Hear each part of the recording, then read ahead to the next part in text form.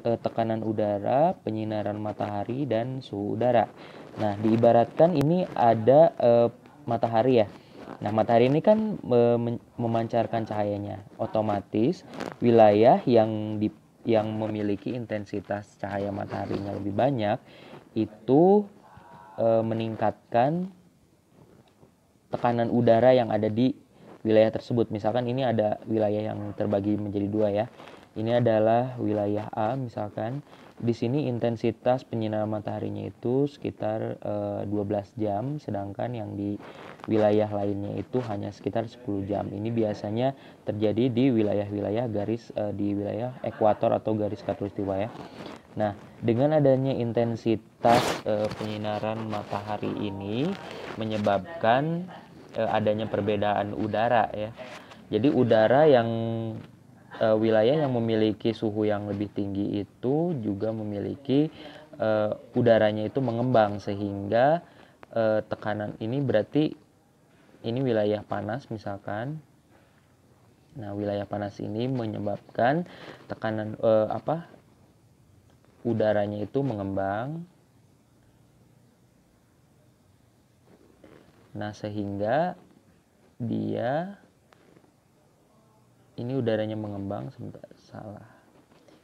menyebabkan udaranya mengembang. Dengan adanya udara mengembang ini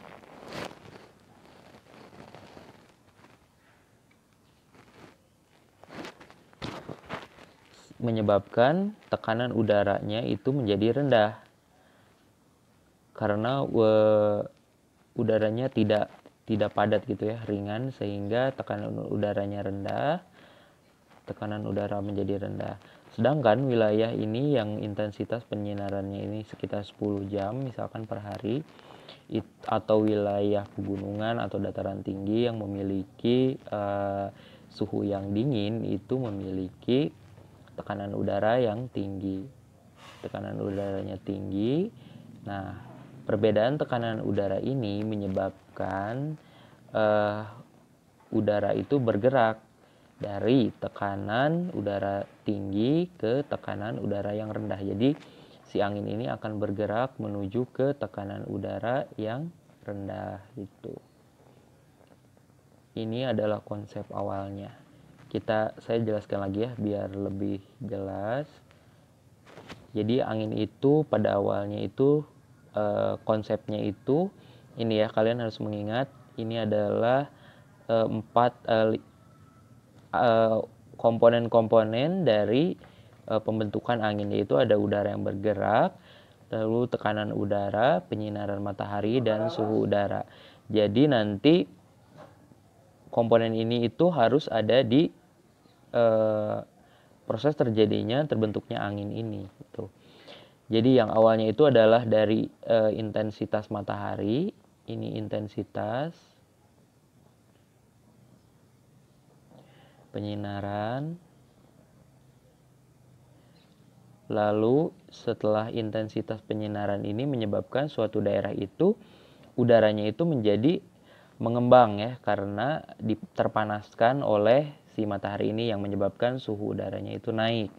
Nah, setelah suhu udaranya naik lalu menyebabkan tekanan udara menjadi rendah. Nah, adanya perbedaan tekanan udara ini menyebabkan si udara itu bergerak dari tekanan udara tinggi ke tekanan udara rendah ya. Ini yang menyebabkan angin gitu. Oke, itu adalah ilustrasinya.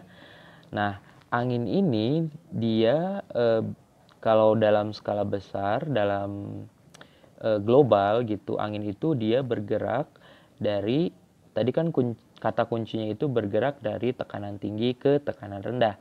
Nah, kalian harus ingat bumi itu kan dibagi dua. Jika bagian utara dan selatan itu garis pembaginya itu adalah garis khatulistiwa atau garis ekuator ya. Nah, khatulistiwa ini mayoritas wilayah yang ada di khatulistiwa ini mendapatkan intensitas penyinaran matahari itu 12 jam sehari ya. Seperti Indonesia ini termasuk negara tropis dikarenakan mendapatkan sinar mataharinya 12 jam, misalkan dari jam 6 pagi sampai jam 6 sore gitu. Apa sih penyebabnya Pak, perbedaan intensitas penyinaran matahari itu? Nanti kalian akan belajar di materi berikutnya. Jadi nanti hubungannya itu terhadap sudut kemiringan bumi, lalu lokasinya dia negara atau wilayahnya itu di mana, itu masing-masing juga akan mendapatkan perbedaan dari penyinaran atau intensitas penyinaran matahari. Contohnya misalkan di negara-negara yang 4 musim itu intensitas penyinaran mataharinya berbeda setiap tahun, setiap bulannya itu berbeda ya, tergantung dari musimnya. Misalkan di wilayah Asia Timur, di Jepang atau di Korea itu pada saat musim dingin, mereka itu siangnya itu bisa lebih pendek daripada waktu malam gitu, karena yaitu banyak pengaruhnya, dia itu pengaruh lokasinya, lalu pengaruh sudut datang sinar mataharinya yang menyebabkan siangnya itu lebih pendek daripada kondisi malam harinya gitu.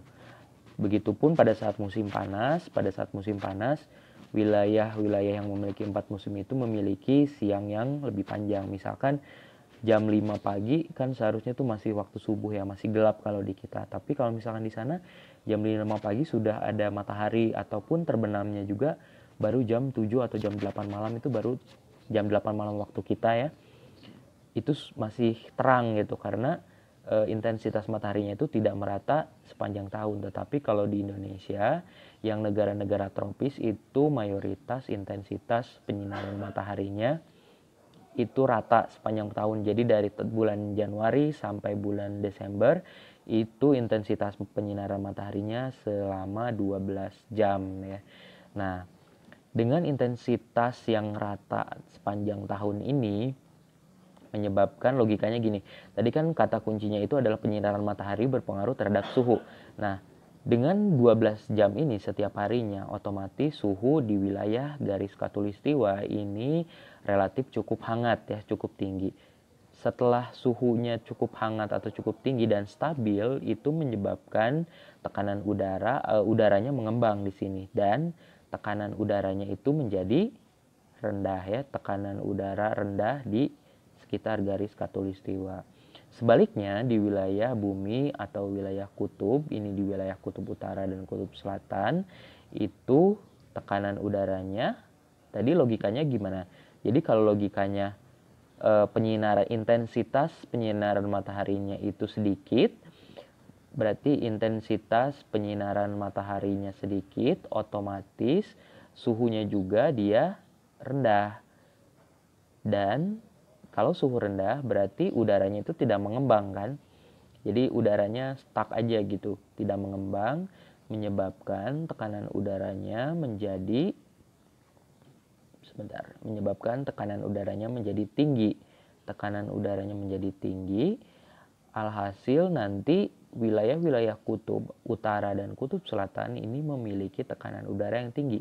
Jika dihubungkan dengan pengertian angin, berarti angin dari bumi ini dia itu bergerak dari tekanan udara tinggi ke tekanan udara rendah. Berarti dilogikakan kalau misalkan tekanan udaranya itu jika di bumi keseluruhan itu bergerak dari kutub selatan ke arah khatulistiwa atau dari kutub utara ke arah khatulistiwa itu.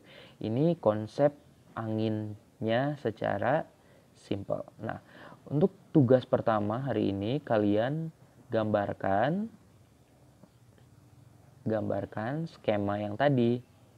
Skema angin itu pembentukannya bagaimana. Kalian boleh browsing kalau misalkan gambar saya yang barusan itu kurang jelas.